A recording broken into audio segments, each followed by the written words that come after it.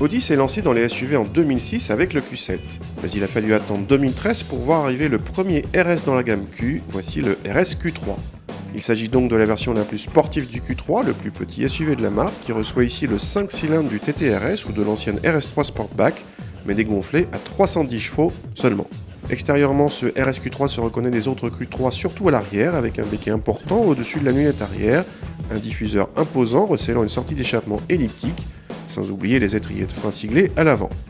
L'habitacle se différencie de celui des autres Q3 par des sièges gaufrés RSQ3 ainsi qu'un volant armé plat et un levier de vitesse siglé.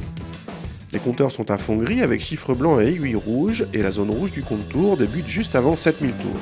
La qualité de présentation est flatteuse mais tous les plastiques ne sont pas moussés.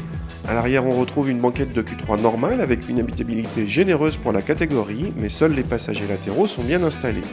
Le coffre est lui aussi généreux avec plus de 470 cm3 de volume utile. Un coup de démarreur et le 5 cylindres donne de sa voix particulière. Il peut être discret ou volubile à la commande via le Drive Select. Il offre beaucoup de couple à bas régime et monte facilement au rupteur, vous entraînant vite à des vitesses prohibées.